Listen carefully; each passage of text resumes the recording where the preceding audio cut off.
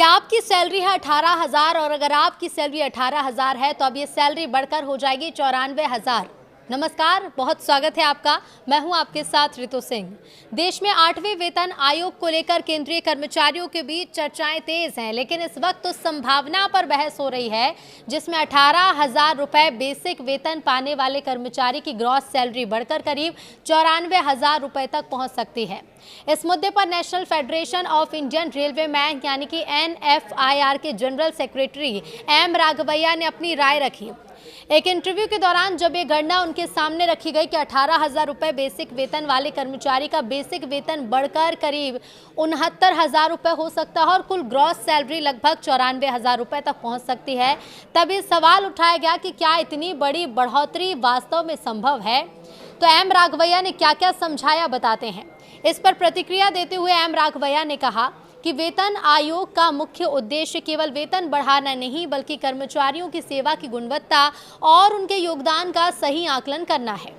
देश के बड़ी संख्या में केंद्रीय कर्मचारी कठिन और दूरदराज के इलाकों में काम करते हैं जहां बुनियादी सुविधाएं भी उपलब्ध नहीं होती। कई कर्मचारी ऐसे क्षेत्र में तैनात रहते हैं जहां अच्छे अस्पताल, बच्चों की पढ़ाई के लिए स्कूल, टाउनशिप और अन्य नागरिक सुविधा नहीं है। इसके बावजूद वो लगातार सेवाएं देते हैं, उत्पादकता बनाए रखते हैं और देश की अर्थव्यवस्था को मजबूत करने में योगदान भी देते हैं। अब ऐसे योगदान का मूल्यांकन वेतन निर्धारण में होना चाहिए। तो रेलवे कर्मचारियों का इसमें उदाहरण दिया गया। राघवैया के मुताबिक लगभग 85% कर्मचारी फील्ड में काम करते हैं और चुनौतीपूर्ण परिस्थिति में अपनी जिम्मेदारी भी निभाते हैं। कर्मचारियों की इसलिए सेवा, जोखिम और कार्य परिस्थिति को भी वेतन आयोग द्वारा मापा और आंका जाना चाहिए। उन्होंने रेलवे कर्मचारियों का उदाहरण देते हुए कहा कि ट्रैक निरीक्षण करने वाले कर्मचारी कई किलोमीटर तक पैदल चलकर पटरियों की जांच करते हैं। वो भारी उपकरण लेकर चलते हैं, खामियों की पहचान करते हैं, उन्हें ठीक करते हैं। इस दौरान उनकी जान को भी खतरा रहता है। कई बार ड्यूटी के दौरान दुर्घटना भी हो जाती है।